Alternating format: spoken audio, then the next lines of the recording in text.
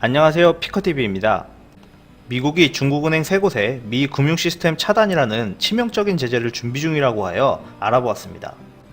최근 시진핑 주석은 G20 회의를 앞두고 북한에 방문하였습니다. 이러한 방문이 미국을 더욱 자극시켰는지 미국은 대북제재 위반이라는 명분으로 중국 은행들의 미 금융시스템 차단이라는 아주 치명적인 제재를 할 수 있다고 워싱턴 포스트가 보도하였습니다. 미국 대법원은 북한 제재 조치 위반에 대한 조사에서 법정 소환에 불응한 중국교통은행, 중국초상은행, 상하이 푸둥발전은행 3곳을 발견했다고 하는데요. 이 중 한 곳인 중국 상하이 푸둥발전은행은 미 금융시스템 접근이 차단될 수 있다고 덧붙였습니다. 상하이 푸둥발전은행의 자산 규모는 9천억 달러로 중국 내에서 9위이고 미국 투자은행인 골드만삭스와 맞먹는 대형은행으로 알려져 있다는데요. 미국이 애국법을 근거로 달러 거래 시스템의 접근을 차단할 경우 말 그대로 사형 선고나 다름없는 엄청난 타격을 받을 수 있다는 경고성 발언들이 나오고 있습니다. 이 은행 3곳은 미 연방지방법원이 대북제재 위반 혐의를 조사하기 위해 소환장을 발부하였지만 법정 소환에 불응해 법정 모독죄를 적용받은 것으로 알려져 있습니다. 대북제재 위반 내용으로는 미 재무부의 제재 대상인 북한조선무역은행에게 1억 달러 이상의 금액을 자금 세탁해준 홍콩 유령회사와 협력한 혐의를 받고 있다고 전해지는데요.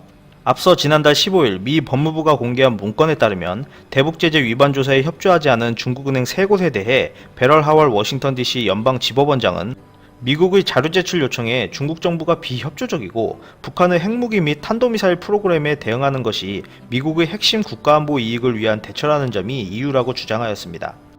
워싱턴 포스트에 따르면 미국은 지난 2010년에도 외국은행을 상대로 애국법을 근거로 한 소환장을 발부한 적이 있다는데요. 그 당시에는 대상이 사우디아라비아의 작은 은행이었고 해당 문제는 소환이 이루어지기 전 해결되었다고 전해집니다. 마이클 그린월드 전직 재무부 외교 담당관은 많은 중국 은행들이 미국 은행들보다 규모가 크기 때문에 달러를 차단하면 전 세계 금융시장에서 연쇄적인 교란을 일으킬 수도 있다라고 지적하였는데요. 반면 줄리안코 호프스트라데 법학과 교수는 워싱턴 포스트에서 미국 정부는 더 이상 중국 은행과 회사를 상대로 공격적인 법 집행을 하는 것에 대해 두려워하지 않는다라고 하면서 이는 미국과 중국의 새로운 관계를 보여주는 신호라고 하였습니다. 파이낸셜 뉴스에서는 중국은행이 제재 대상으로 될 것이라는 결정적인 정보는 없다고 전하면서 지나치게 해석하지 말아야 한다고 전하고 있습니다만 이번 조치가 실행될 경우 세계 금융 시스템에 큰 위협이 될 수 있다는 우려는 급속하게 퍼지고 있는 실정입니다. 끝까지 시청해주셔서 감사합니다. 구독, 좋아요 부탁드립니다.